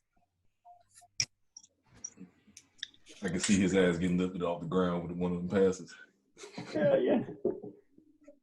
Give it that look of pure disgust. He got that stupid look on his face of disgust. Help me, nigga. Nigga out there with Kevin nubs. Hart. He sets himself up though, at times. I mean, he doesn't. I mean, he does it strategically. Like he plays the "I'm small" role. Oh yeah. Yeah. No, but I mean, to the full. but he wants to make he make it seems on social media that he athletic. You know what I mean? So when he finally gets into that, I will say this: he is athletic. He is athletic. Yeah. As far He's as athletic. I'm not saying that he could have fucking played D1 basketball and this and that and the other, but to be that small and fast and have them ups, like you gotta have that to be that fucking. Yeah, and he was a swimmer, and yeah, and he was a swimmer too. So that's one of the most physical sports out there. But yeah, but like the fact that he out there fucking, like think about those celebrity games, people thinking that shit is light. That shit ain't light. Them niggas be going at each other. You know what I'm saying? Yeah. Mm-hmm. So, like, there's a couple people out there that get buckets. You know, Kevin Hart, Michael B. Jordan, Bieber, fucking J. Cole. Like them niggas be out there. Chris Brown, the most disrespectful cat. Chris Brown be out there. T.O. You know what I'm saying? Yeah, he a football player, so I mean he know he gonna be athletic. But like my favorite all time, Brian McKnight. Brian McKnight used to be in the fucking MTV joints, dunking on people, getting tray balls, all that shit. Yeah, but Chris Brown is the most disrespectful. Chris Brown is definitely he out there embarrassing people. Yeah. Like he really looked like he could have actually played, dude. Like at least played at close to D1 ball. Like that's how good Chris Brown is. Like Chris is a problem.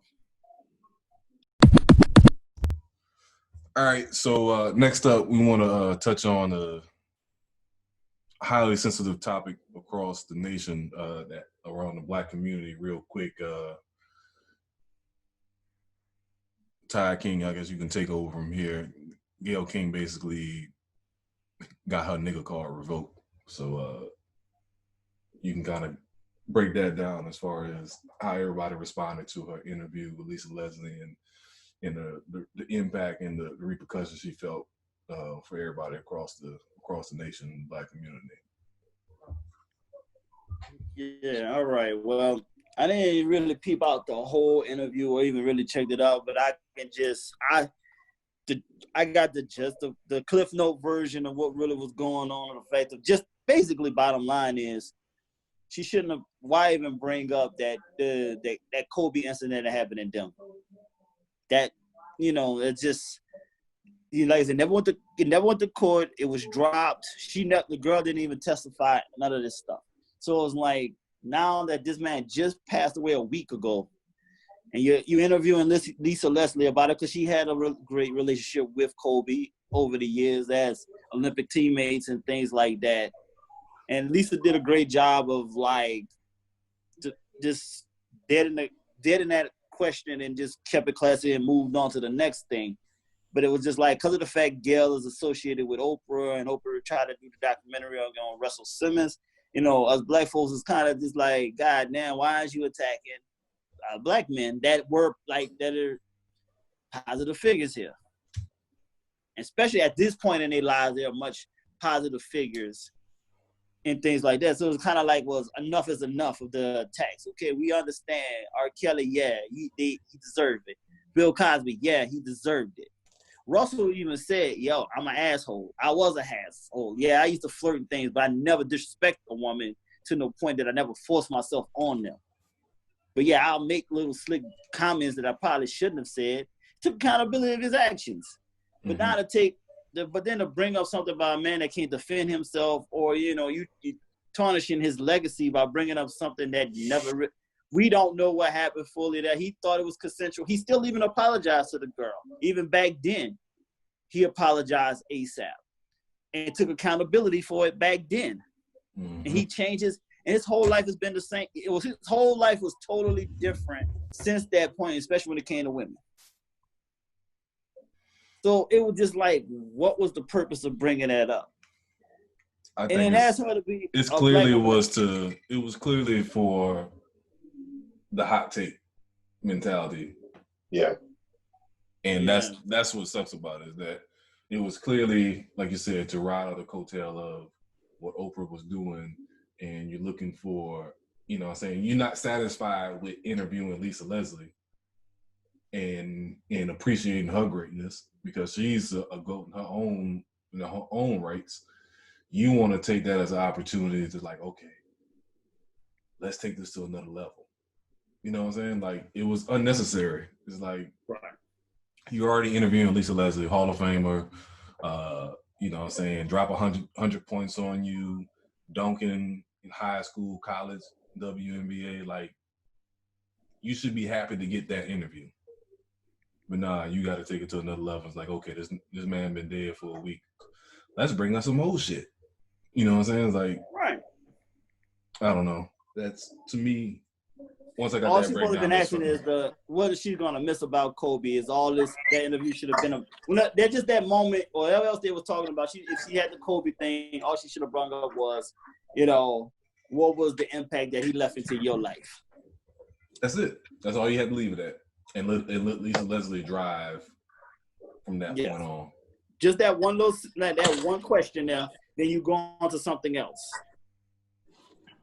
Well, I mean, in a justification to kind of make things clear, you know, do you think that because Gayle mentioned before that she's been abused and Oprah, who also been abused, are they actually kind of like the right source to kind of intervene in situations where, you know, there was a probability out there?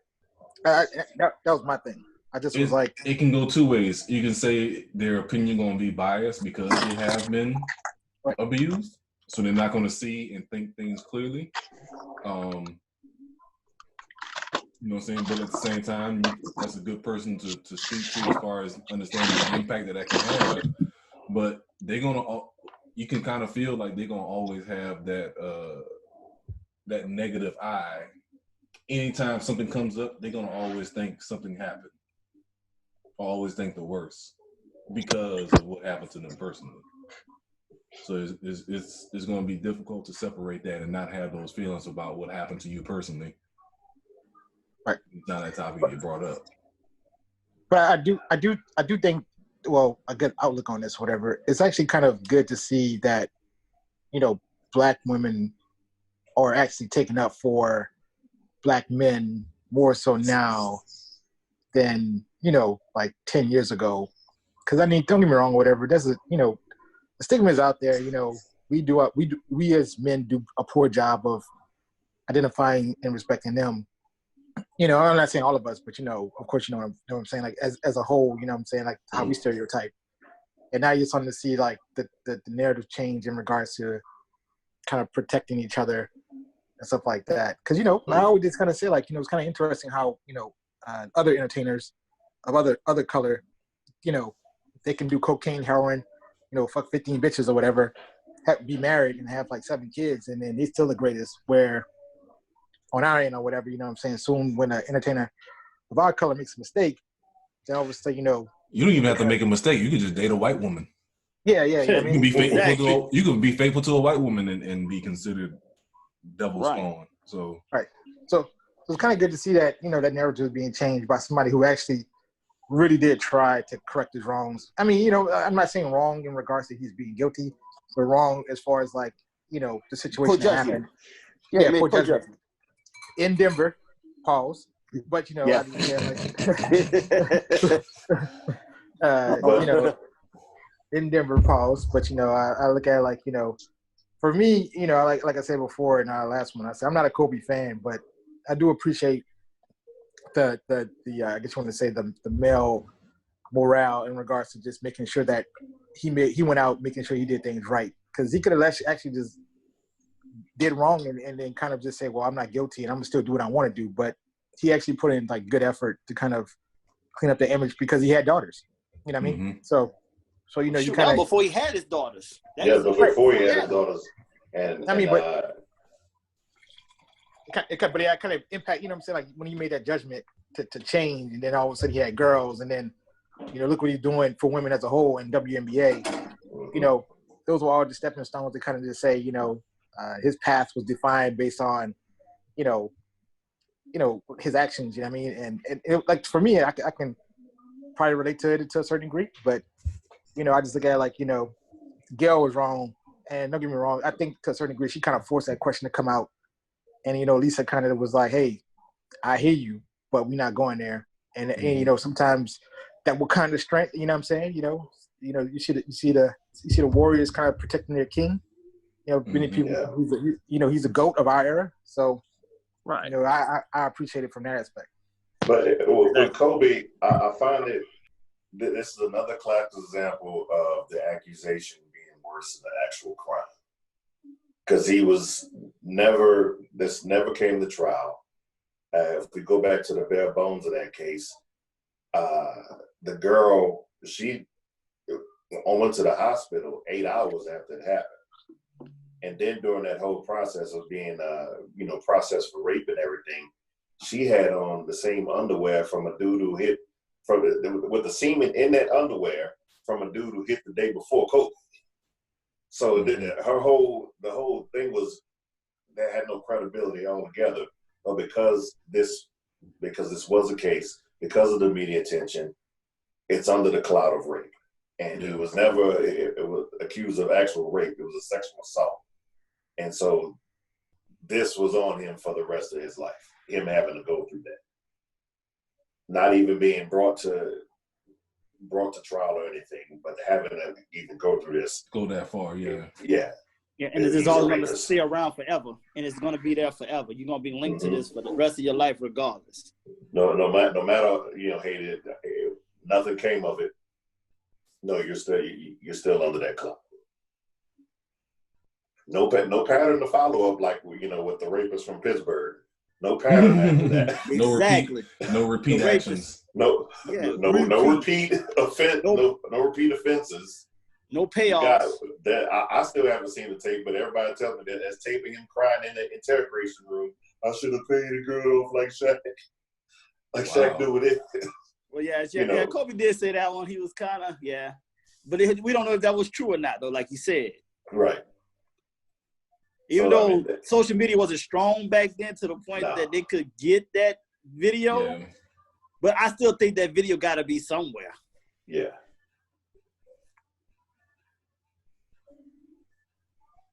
So. But yeah, that was definitely foul though. Like I said, whether it's pushed by your employer or whatever, sometimes you got to understand as an employee where to draw the line. You know what I'm saying? Sometimes you got to stand up for something. Yeah. But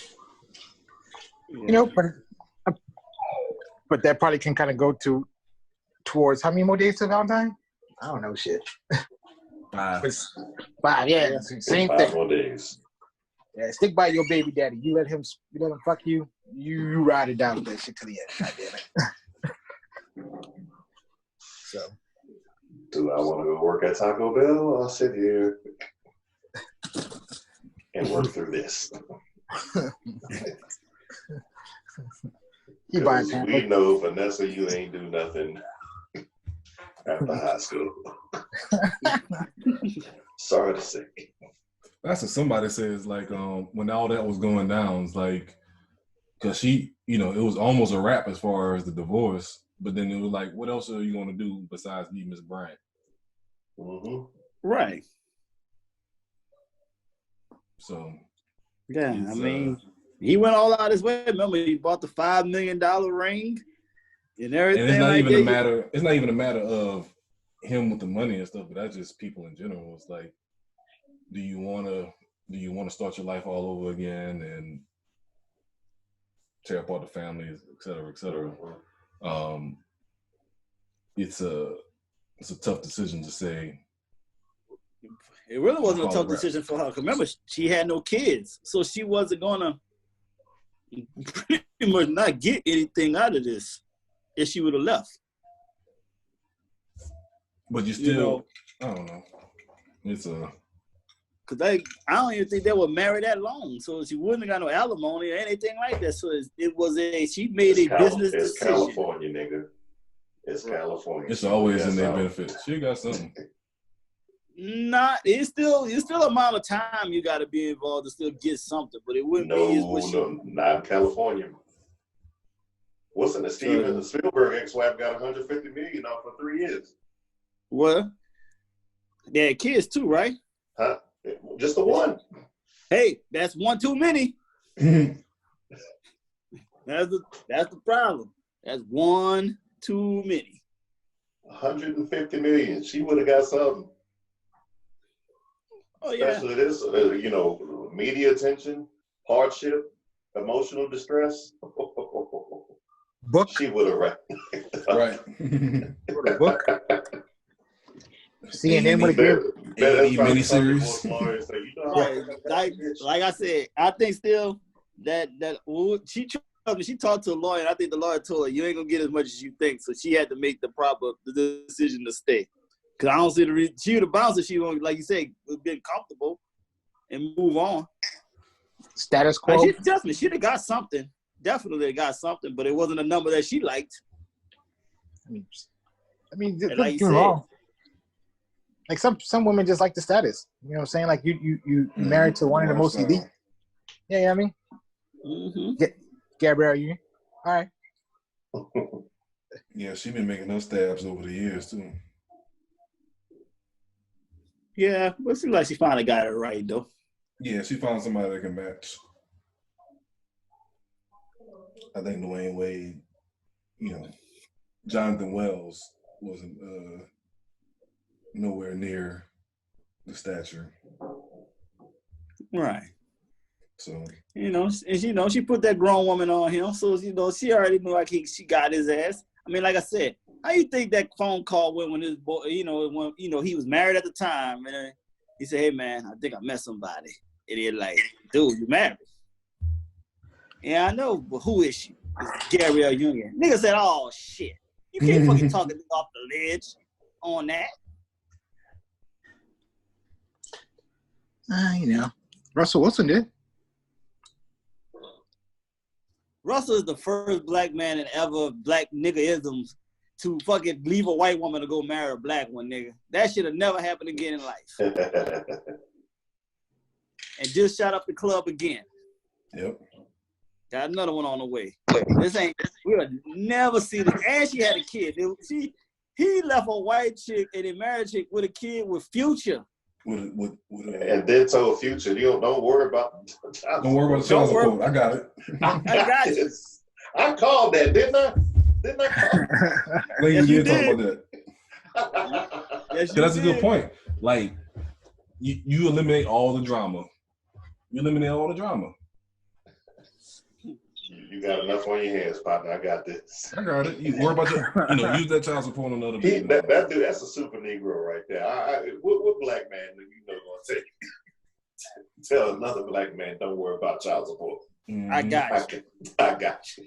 That's a confident ass motherfucker. That's all I can tell you. It's some confidence to say some shit like that. I wish I would. Yeah, well, Yeah, I agree. You got enough on your plate. We ain't gonna never see another black man ever do that again in life, probably. Not in our lifetime. Not in our lifetime. Well, that once was the story was, but we'll leave that for another episode. Yeah, man, that's a great Black History moment. Yes. Russell, put that up first. Russell Wilson, first black man and another black man. Don't worry about child support. I'll make that a meme later. I'll post that on IG. Yeah, man. No, somebody already did it. I did see that yesterday. Somebody already did it. I'm gonna still post it though. I'm gonna find out child support. I got you. I got you. Would you really feel a certain way? Like, think about it. Like, would you really be mad, or would your pride be hurt a little bit? You're probably gonna be hurt a little bit. You're probably gonna be hurt, nigga. I wish a motherfucker would tell me some shit like that. But it's him. But this is the other part where the pride come in at. So you gotta look at it like this. I'm Future. I'm a big rap artist. This and that and the other. I supposedly smashed Scottie Pippen's wife. Karma. Now I got another celebrity with my ex telling me that my money ain't good enough. Nigga, that gotta hurt. Well, you know about those recent. Well, technically, it recently his baby, like I think his oldest son, baby mama came out and said he was a deadbeat dad. Yeah. He wasn't.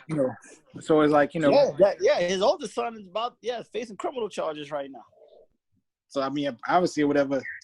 Sierra must have knew something in regards to what was going on prior to. Stop it there. Let's stop it there. At the same time, she knew that shit when she got with that nigga. That's what turned her ass because on. he already had because she already had a bunch of kids already before he got with her. So she already knew the deal. Yep. She was signing up for. She liked that shit. She liked that shit till the shit happened to her.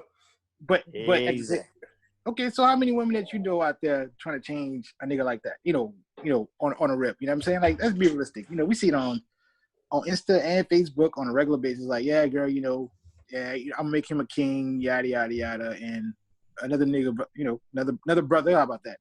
Says, hey, I got this. It happens very occasionally. Like, hey, look, he ain't there for you, I'll be there for you.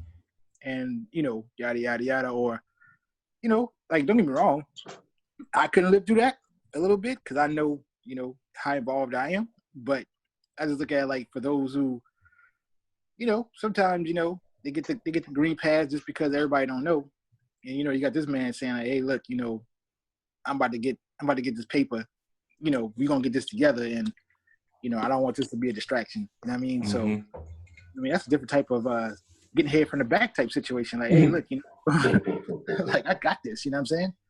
So that's why I kind of look at it like, for Future, it probably was a blessing in the sky because, maybe how many kids he got now? Like what? 7? Something like 6 or 7. That child support, spread out thin, you know what I mean? I mean, even at his pay grade, you know what I mean? So I look at it like, how it is. He ain't hurting financially, but it's just still, like you said. Still the principalities. Yeah. So, I mean, it's still bold to do that. And, of course, and then, she probably took the shots at him, see how took the shots at Future to Russell saying how he ain't shit and all that. So, he fell for the sob story and everything, too. So he's like, don't worry about it. No matter what, I got you. If he do something, he do something. If he don't, I'm going to take care of him like he minds. Yeah. So, and that's exactly what he's been doing. Mm-hmm. So we have the 5-minute warning. So we can start wrapping this up and go around the table. Tony Love, what's your closing words that you got for this? I like to add a little, I've seen this before, and I think it's a good point to make. What do we learn in today's podcast episode? So the thing I learned, a couple of things I learned. I learned that Hubie Brown shakes make Rashawn nervous. Hey man, shit ain't cool, dude. That's all I'm just saying, man. I be nervous for the man. He putting Huey Brown on TV is like a big fuck you to the world. Y'all gonna see this aging process. This what 89 and still working looks like. So fuck you. Right, like the brain sharp as a tack, dude, but that shake is real. Because he know if he go home and he retire, he gonna die in 3 days. He gotta keep working. Yeah, that's facts, though. Gotta keep that brain working. Gotta keep working. Some people don't do retirement good, man. They don't. You see that retired, and then a few months later they pass away. This is true. So, I ain't gonna be me though. Yeah. I'm gonna enjoy that shit. I won't sit on my ass and do not a goddamn thing. So, but I respect it though. I understand, but I just don't. They just don't have to put the camera on them. That's all I just say. Yeah. And another thing, my partner, where I hope, with the cheating scandal, I know it's not going to happen, but I hope baseball drops another hammer and adds more to this, because this can't be just the finale. Just job. There's more coming. and something more has to be done.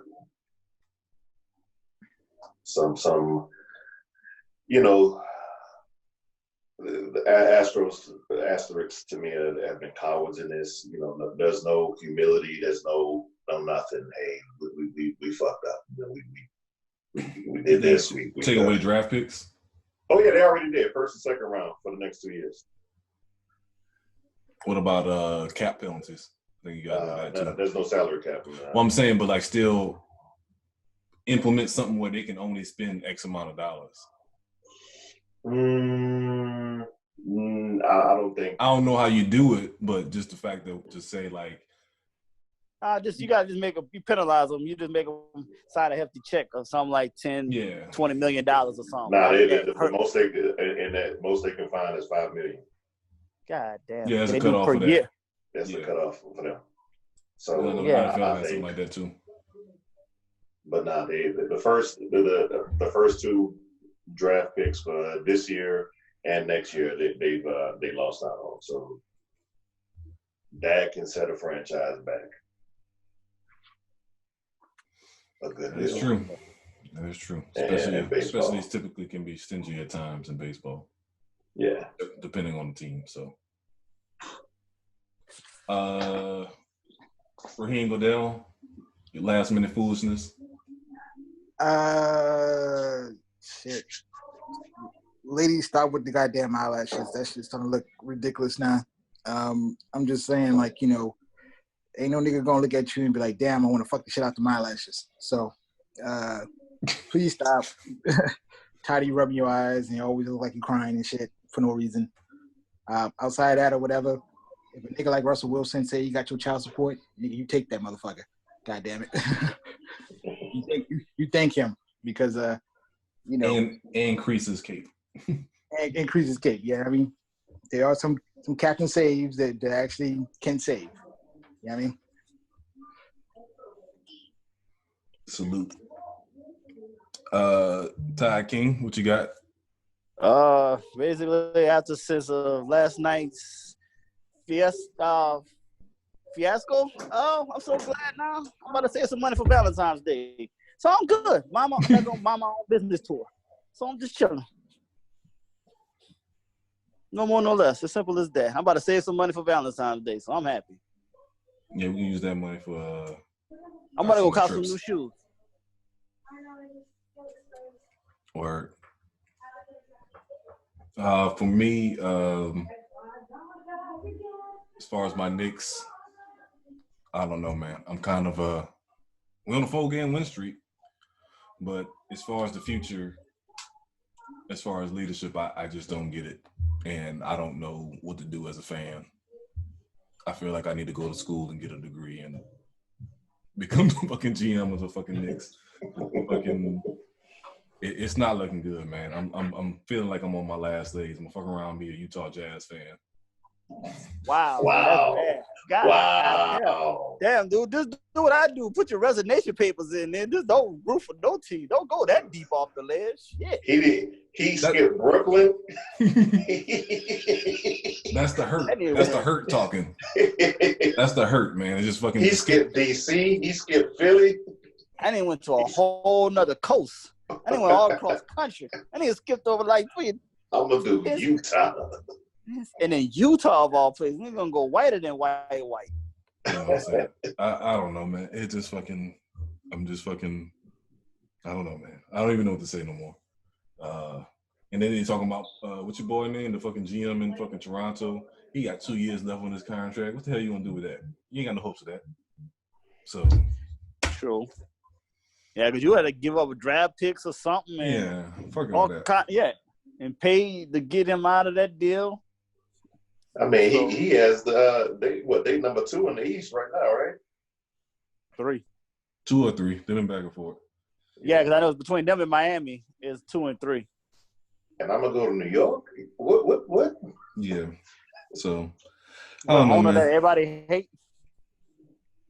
It's whatever. So on that note, I'll keep crying my tears, and maybe one day we'll hit the lottery and free agency or the draft. So, but until then, Fuck the rest of y'all. I like Rich Eisen explained Dolan. He said Dolan treat the Knicks like it's airport food. Where you gonna go? You at the airport. Yeah, you gonna eat this $10 sandwich. Yep. Take it and like it. Oh, you going to Brooklyn? Okay. Go ahead then. Go to Brooklyn. All right. So that's a wrap. We'll catch y'all next time. We'll bring some music, entertainment, and sports, NBA playoffs, and more foolery from Raheem Goodell. All right. Y'all don't hurt And nobody. ladies, don't forget March 14th, steak and blowjob day. Oh, don't be. Ribeyes, medium well.